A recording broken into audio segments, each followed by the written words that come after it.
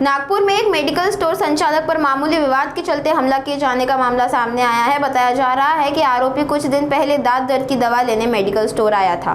घटना वाले दिन आरोपी दवा वापस करने पहुंचा और बाकी पैसों को लेकर विवाद करने लगा। कुछ देर बाद आरोपी अपने साथियों के साथ दोबारा दुकान पर पहुंचा और गाली गलौज करते हुए मेडिकल संचालक पर हमला कर दिया। आरोपियों ने चेहरे और नाक पर मुक्कों से मारपीट की, जिससे दुकानदार गंभीर रूप से घायल हो गया। घायल को इलाज के लिए मेयो अस्पताल ले जाया गया, जहां डॉक्टरों ने उसकी नाक की हड्डी फ्रैक्चर होने की पुष्टि की। पीड़ित की शिकायत पर पुलिस ने मामला दर्ज कर आगे की जांच जारी है। स्टेशन तहसील येथे अपराध क्रमांक 251/26 कलम 117(2) 352-335 भारतीय न्याय संहितेनुसार गुन्हा दाखल करण्यात आलेला आहे। यातील फिर्यादी यांचं इतवारी भाजी मंडी जैन दवाखान्याजवळ सरकारी मेडिकोज नावाचे औषधीचे मेडिसिन शॉप आहे। तिथे यातील आरोपी यांनी आठवड्याभरापूर्वी काही औषध नेलं होतं, ते त्यांनी परत केलं मेडिकल शॉपवाल्याला, म्हणजे फिर्यादीला, आणि त्याचे 130 रुपये झाले आणि मेडिकल शॉपवाल्यांनी म्हटले की 120 रुपये झाले। फक्त 10 रुपयाच्या किरकोळ कारणावरून त्यांच्यामध्ये वाद वाढत गेला आणि त्यांनी एकमेकांना हातबुक्कीने मारहाण केलेली आहे। त्यावरून फिर्यादी यांची वैद्यकीय तपासणी केली असता त्यांच्या नाकाचं हाड फ्रॅक्चर झालेलं डॉक्टरांनी अहवाल दिलेला आहे। त्यावरून सदरचा गुन्हा दाखल करण्यात आलेला आहे।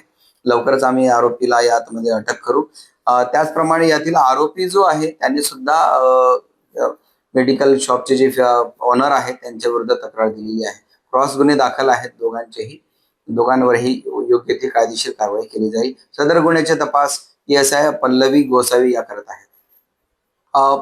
पोलीस प्रशासनातर्फे आम्ही एक आवाहन करू इच्छितो की माणसाच्या आयुष्यामध्ये प्रचंड समस्या आणि प्रश्न उपस्थित होत असतात, पण प्रत्येक समस्येचं हल हातापायी किंवा मारहाण करून होत नाही।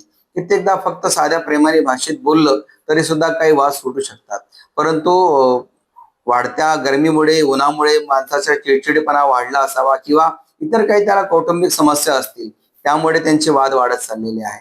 परंतु पोलीस प्रशासनातर्फे आम्ही सल्ला देऊ इच्छितो की किरकोळ वादातून एखादा मोठा गंभीर गुन्हा घडतो आणि त्याचा त्रास मात्र तुम्हाला किमान एक आयुष्याच्या 7-8 वर्ष सहन करावा लागतो। कारण पोलीस स्टेशनला तक्रार दिल्यानंतर जो गुन्हा दाखल होतो त्या गुन्ह्याचा तपास केल्यानंतर माननीय न्यायालयात दोषारोपपत्र सादर करण्यात येत असतं आणि नंतर मग कोर्टाचे फेरे घालावे लागतात आणि वारंवार जेव्हा तारखा असतील त्या तारखांना दोन्ही पक्षाला, म्हणजे फिर्यादी आणि आरोपी दोन्ही पक्षाला सतत कोर्टामध्ये हजेरी लावावी लागते, बाकीचे 100 कामं सोडून।